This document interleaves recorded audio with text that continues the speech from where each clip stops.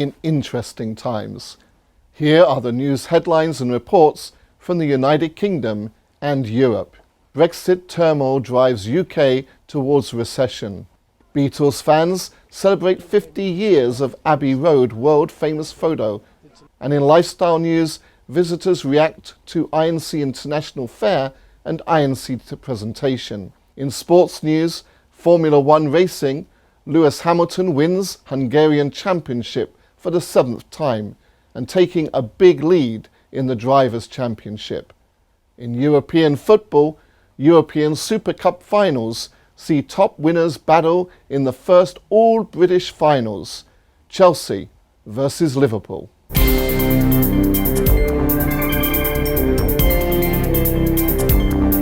Hello and welcome to ENI London edition, broadcasted from Eagle News United Kingdom Bureau. I'm Graham Thomas. The main stories in the United Kingdom and Europe. Brexit turmoil drives UK towards recession.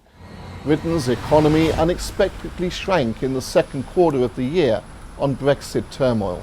Official data showed last Friday placing the country on the verge of recession and sending the pound tumbling to a 2.5-year low. Gross domestic product, GDP, fell 0.2% in the April to June period, the first time the economy has contracted in almost 7 years, the official Office for National Statistics, ONS, said in a statement, blaming a dramatic slump in the construction and manufacturing sectors. The data, which was worse than market expectations for zero growth and also reflects global economic strains, sent the pound diving to $1.2056, the lowest level since early 2017. The performance of the economy in the second 3 months of 2019 was much worse than most experts had predicted. It followed growth of 0.5% in the first 3 months of the year, when the economy received a boost from unprecedented stockpiling by manufacturers in the run-up to the initial Brexit deadline of 29th of March. The Office for National Statistics said all 3 main sectors of the economy struggled in the second quarter. Production, which includes manufacturing, energy and mining, contracted by 1.4% in the 3 months to June, largely because of firms running down their Brexit inventories and car plants bringing forward their usual summer maintenance shutdowns to April. Services, which account for about 80% of the economy, registered positive growth in the second quarter, but the 0.1% expansion was well down on the 0.4% growth expected. Beatles fans celebrate 50 years of Abbey Road world-famous photo. Around 1,000 Beatle fans came together in London last Thursday to celebrate the 50th anniversary of the band, making their iconic zebra crossing picture for the Abbey Road album cover. Beatlemania broke out as fans mobbed the pedestrian crossing outside the Abbey Road studios, exactly 5 decades on from the moment when Britain's legendary Fab Four walked over it for the sleeve of their final studio album.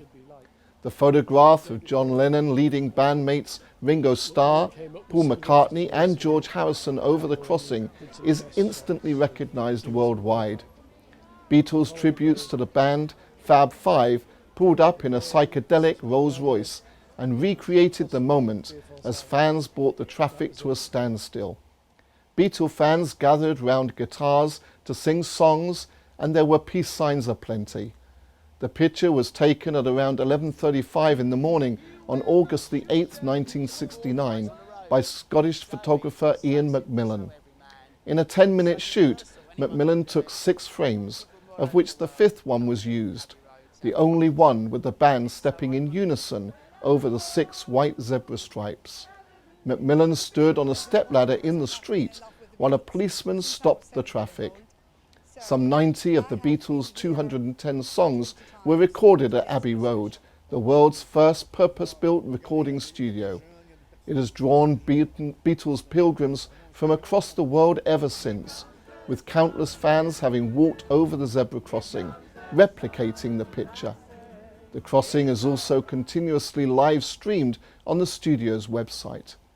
The crossing gained Grade 2 protected status in 2010, meaning that it is recognised as nationally important and of special interest.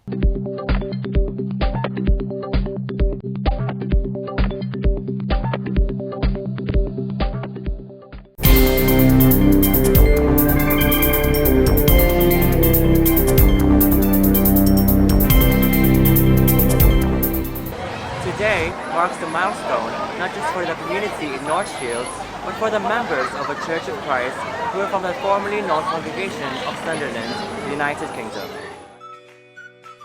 These past few months before the chapel dedication, INC members have been frequently reaching out to the community through charitable work such as Fireman Appreciation Day, singing for a cause for the elderly, and community cleanup drives. Through these outreach programs, they were also able to introduce the INC faith. Having a permanent and dedicated house of worship, more people can learn about the INC, and it will intensify even more the efforts in helping those in need, making a difference in their community. For many months, INC members from the District of United Kingdom have worked together in transforming the former Methodist chapel. Today, the house of worship magnificently stands tall, and many onlookers are in awe of its presence. INC members have traveled from many far distances, not just to see the newly renovated house of worship, but also witness the chapel dedication led by INC Executive Minister, Brother Eduardo V. Manale. Well, this is my fourth visit to a chapel dedication now, and each time I find it just so uplifting to actually see Brother Eduardo's words, and it's just an enjoyable day. Well, personally, because I come from Colchester, we don't have a chapel at the moment, and to have your own chapel means you've got no time limits, especially with a choir performing and doing all their work. To have your own chapel means you can spend all day there, and it just means so much. I think the charity works and the works to expand the church and the Word of God here in the Northeast, it will have a strong influence in the community, and we're looking forward to that coming to Scotland as well. Reporting from the chapel dedication in North Shields, United Kingdom, I am J.L. Bautista, and I am 1 with 25. INC members from Battersea, United Kingdom invited work colleagues, school friends and family members to an event sponsored by INC choir members. Over 150 guests of all age attended and were moved by their INC experience.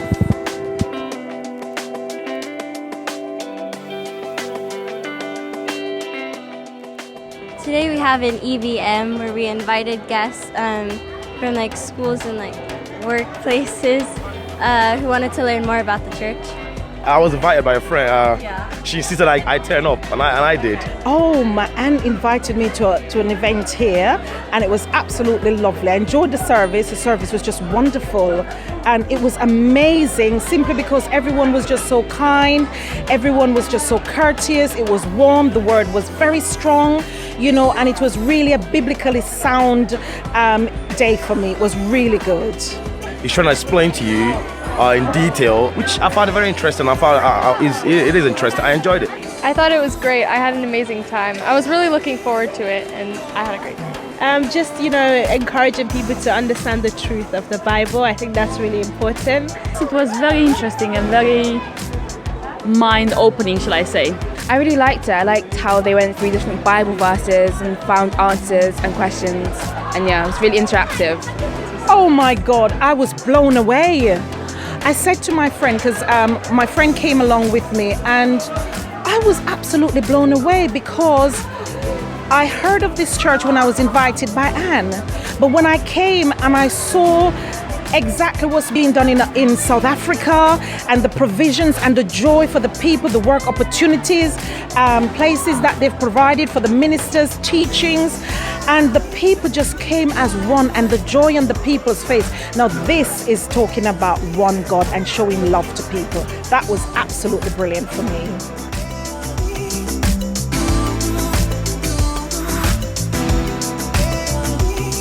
I'm looking into Bible studies again, so we'll see, I might join. I hope to learn more about God and also to learn more about God so that I can spread His word. I think I'll continue coming to events like these and seeing different perspectives, and also asking questions to myself and seeing if I can find different answers. Yes, it was very nice, very, very moving, and definitely I will come again.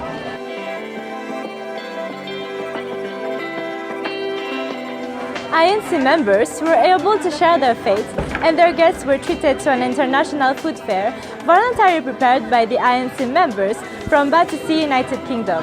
Reporting from Battersea, I'm Janine Pigolo from EBC United Kingdom, and I'm one with 25.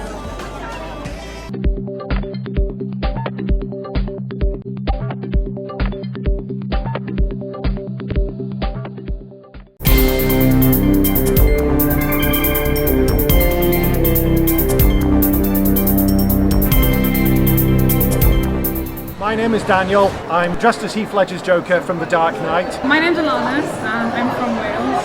I'm cosplaying as Robin from Stranger Things. Well, my name's Nick, but I like to go by Niku. I'm originally from Dewsbury. I'm Imogen, I'm from Warrington. So hi, I'm Shan, I'm from Barrow-in-Furness in Cumbria, and this is MCM Manchester.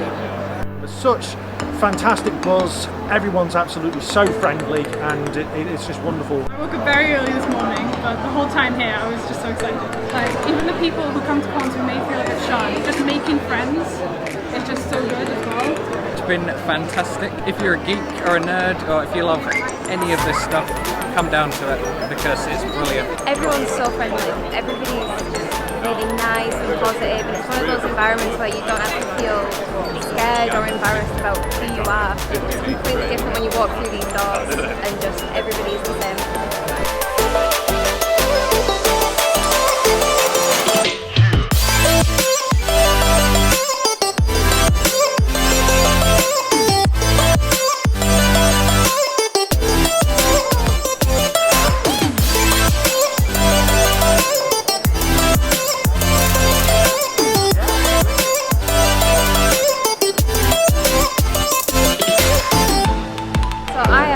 Big on all of my comic books, my movies, surprise, surprise, and just the idea when I saw it online and on the internet, and I thought, I want to do this, I want to get involved. I'm Erin from Final Fantasy VII, and I decided to cosplay her because she's a lot like me. She's cute, she's girly, she grows flowers. I like her.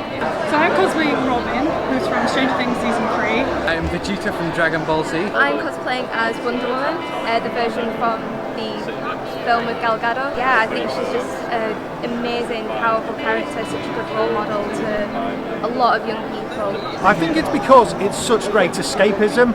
It's such a release from life, and it also gives your imagination power. I mean, so many of us wanted to be Batman when we were kids, and so many want us to be Power Rangers and go around and fight crime.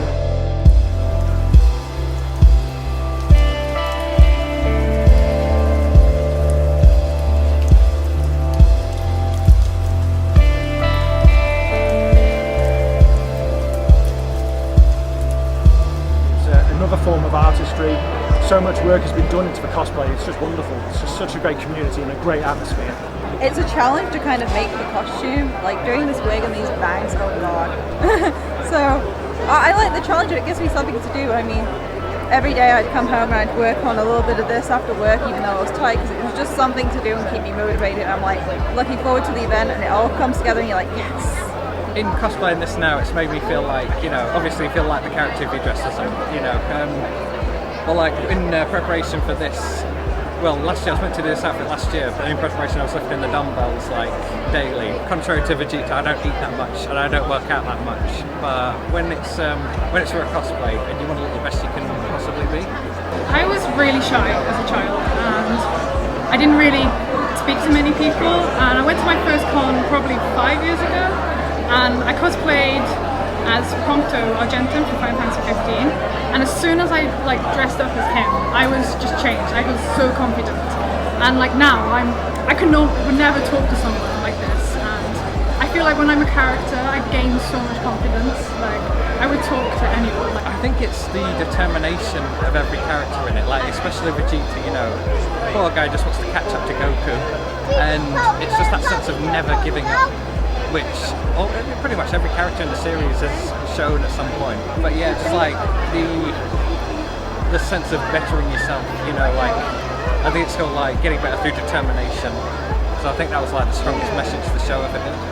Especially with the comic book characters, all of the heroes have something about them, have a passion and motive, and they're always positive. So being able to reflect that on your day-to-day life really is something to strive for, I think. In our day-to-day lives, it can inspire us to do good. It can help us to lead to the higher example that Batman set, and also when we're home, when we finish doing what we need to do to survive, we can go home, write stories, we can draw pictures. It's just such a great outlet, and it can inspire us to do our own things and find purpose in life.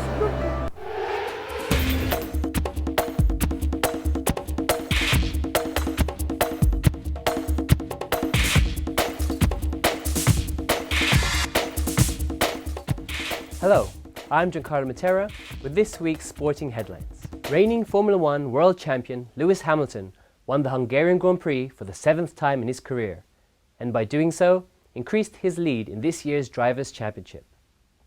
In one of the best finishes to a race this year, Lewis Hamilton and his Mercedes team pulled off an amazingly strategic final pit stop to overtake young Max Verstappen of the Netherlands with only 3 laps remaining. Max had led the race for 67 of the 70 laps, but Mercedes, knowing that it would be difficult to overtake the Dutchman, called Lewis in for a second pit stop. This gave the Brit fresher tyres and a huge speed advantage around the track in the final stages of the race. And it was on the 67th lap that Lewis made his move to overtake the slowing race leader. This amazing team victory now extends Lewis's lead at the top of the Drivers' Championship to 62 points over his Mercedes teammate Valtteri Bottas, and now 69 points ahead of Red Bull Racing's Max Verstappen. We'll be back to cover the next Grand Prix after the 4-week winter break in the Formula One calendar, to see if Lewis Hamilton can continue his winning ways and win his 6th World Championship. In football, the European season kicked off with its usual showcase event, the Super Cup, this year held in Istanbul, Turkey. This exhibition game pits the winners of last season's Europa League final against the winners of the Champions League final, namely Chelsea and Liverpool of the English Premier League. This was the first time that the game was played between 2 English teams, which reminds us of the dominant performances of the English Premier League in last year's European competitions, with all 4 finalists coming from England. This year's Super Cup was a closely contested game, with Chelsea controlling the first half and taking a deserved 1-0 lead, before Liverpool came back out stronger in the second half and levelled the score 1-1. So the game then entered extra time, with both teams feeling the strain of a humid night in Turkey. It was Liverpool who scored again, making the score 2-1. With Chelsea needing to score to force the game into penalties, they were able to level the score at 2-2 after being awarded a penalty kick by female referee Stephanie Frappart. In the penalty shootout, all of the first 9 penalty kicks were scored, leaving Chelsea's young striker Tammy Abraham with the final kick. The pressure proved too much, as he tamely struck the ball at the diving feet of the Liverpool goalkeeper. And that brought an end to an entertaining night of European football. Both teams can be proud of their performances this early in the season, but it is Liverpool who will be bringing home the European Super Cup back to England. And that was the Sports Headlines this week. From our studios here in London, reporting for Eagle News International, I'm Giancarlo Matera, and I am 1 with 25. Thanks for watching. Continue to follow us on www.eaglenews.ph. I'm Graham Thomas from EBC United Kingdom, and I am 1 with 25.